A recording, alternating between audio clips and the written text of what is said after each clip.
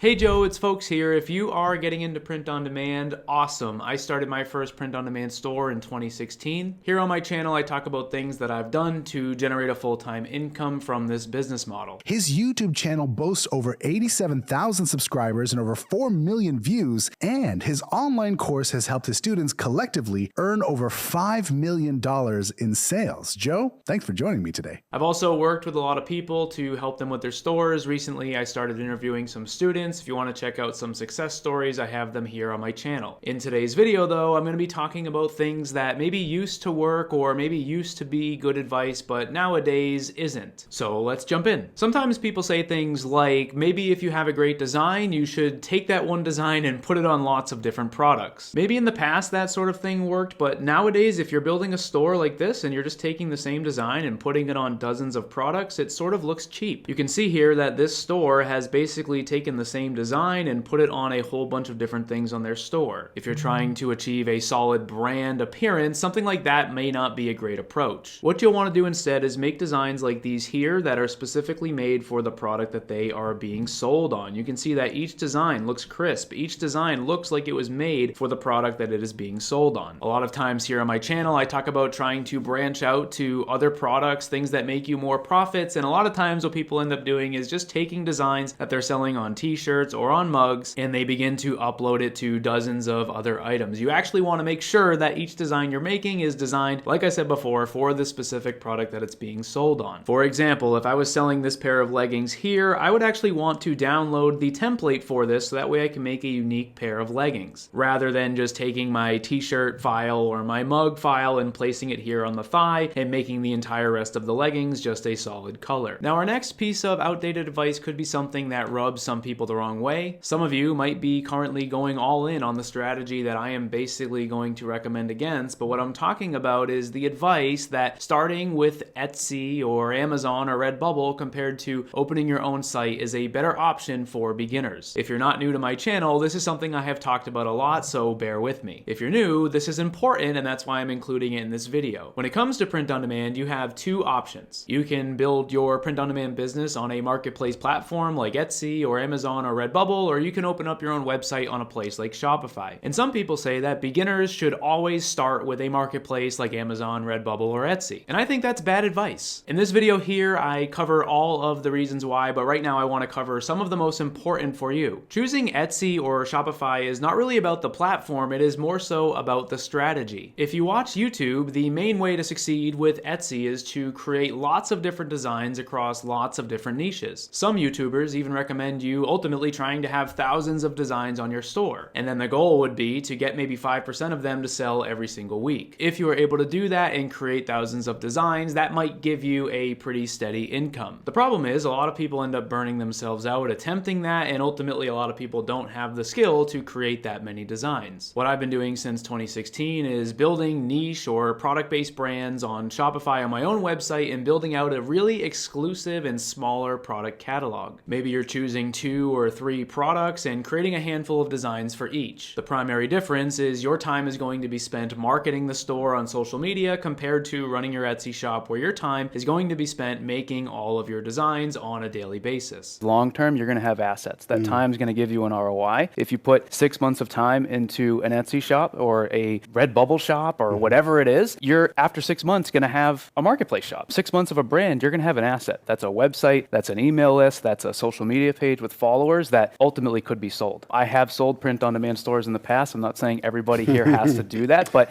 you have an asset. And that is something that I think is a tremendous value for the brand-based side. Let me give you an analogy to help make this make sense. Let's say that you are someone that wants to get into the food business. And let's say that you're someone that is really great at making pizza. Or let's just say that you have a passion to make pizza, but you've never done it before. And let's say that you wanted to open a restaurant selling pizza. It would kind of be crazy for anybody in your family or your friends to first advise you to get a food truck and go to festivals first so that way you can learn the food business. Imagine a situation where people told you that in order to successfully run a restaurant, you would first need to spend a year or 2 years going to different festivals or craft fairs with your food truck trying to sell your pizza. This is because food trucks and restaurants are completely different business models. They require very different strategies for success and ultimately are both going to come with their own difficulties. If you wanted to open a restaurant and start selling pizza, you you could learn to do that. And you wouldn't necessarily have to go start a food truck first. The same thing is true with Shopify versus Etsy. Not only can you just start your own store, but the experience gained from Etsy may not directly translate to your Shopify store. Just like if you were going to open a food truck, what you're going to learn there by selling to people that are already hungry at a food festival or a craft fair may not directly transfer over to your restaurant. These two things are both going to require a lot of work, they're both going to be difficult, but ultimately you can learn either one. The same is true with choosing Shopify versus Etsy. I just happen to believe if you are looking to create something for the long term and something that is sustainable, that Shopify in most cases is going to be the best place for you to do that. If you need help setting up a Shopify store, I do have a free course. There's a link down in the description. Inside, you're going to get access to over 30 step-by-step videos showing you the process to build out your store. If you are starting your own website, one piece of advice that you may have heard, which is not necessarily a great thing anymore, is to only select a name for your store that has a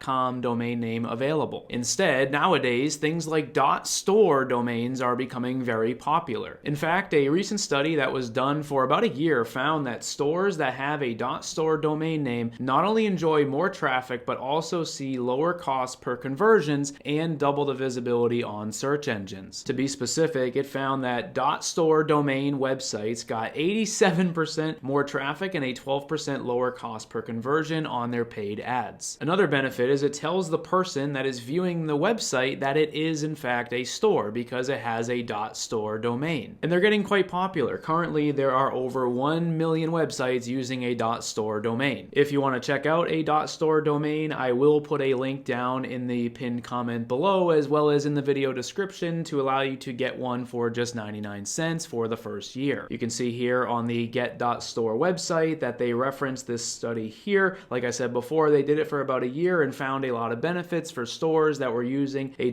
.store domain name. Like I said, this is the get.store website where you can get a .store domain. Of course, if you are using a place like GoDaddy or something else, you could sign up for a .store domain there as well. And like I said, a lot of people have been using them. Most importantly, Mr. Beast recently switched his entire online store to a .store domain. We also have people like Michelle Obama who are using a .store domain and a whole bunch of others as well. You can see a lot of major brands on here: Bruce Springsteen, Universal, United Arab Emirates. The airline is also using a .store domain as well. And like I said, they are getting popular. It's not just celebrities that are using a .store domain. Myself personally, I have used .store domains as well. They're a great way to sort of set the tone for what you're doing because, like I said, it tells people that it is in fact a store. And according to the year-long study that was done, there are some perks that go along with a .store domain name. So like I said, I will put a pretty cool offer down in the pinned comment of this video where you can get a 99-cent domain name with a .store domain for your first year. My last tip might rub some of you the wrong way, but sometimes I see people make a post on Facebook, for example, talking about how they have ran their store for the last 3 months and they have not got any traction and they are asking for advice. And 9 times out of 10, people in the comments will respond and tell them to simply just be patient. And I think this is horrible advice. If you're someone that is currently running a print-on-demand store, whether you're selling on Amazon, Etsy, your own website, like a place on Shopify, and you're not getting results, the last thing you need to do is be patient. When it comes to success with print-on-demand, time is not a factor. Here's what I mean. If you launch your store and you're not making sales, it's not like after 90 days go by or 4 months go by that all of a sudden your store will be mature enough to actually make sales. When someone says be patient, that's what they are implying. They're basically saying that not enough time has gone by for you to actually make sales. The fact of the matter is, if you are building a great store and you are sending people to that store, then theoretically they can buy even if your store is only 1 day old. If they're not buying, it's not because the store is only a day old, it's because whatever you've presented them with is things that they don't want to buy. I see a lot of people start print on demand and think they have to just be patient, and 4, 5, 6 months go by and they have 0 sales to show for it, and they end up in a position where now they're debating closing their store. The thought of starting over with a new project is really daunting to them because they just spent so much time on a project that didn't work out, and ultimately if they had just pivoted at the beginning when it wasn't working, they could have saved themselves that time. Like I said in the beginning of the video, I do have a free print-on-demand course. It's called Print on Demand for Dummies. Inside of it, I give you a bunch of examples of some common beginner mistakes that people make and cause them not to make sales. Like I said earlier, it is a free course. There's a link down in the description description, and inside, like I said, there are step-by-step videos showing you how to build yourself a Shopify print-on-demand store. Even if you're not building a Shopify store and you're selling on Amazon or Etsy, there's probably going to be some value in the course for you because, again, I talk about a lot of strategies, a lot of beginner mistakes, and ultimately I think it could help. So let me know what you guys think down in the comments below of this video. Were the things I talked about today a good thing to talk about when it comes to outdated advice? Yes or no? Let me know down in the comments below. Either way, thank you for watching, and I will see you in the next video.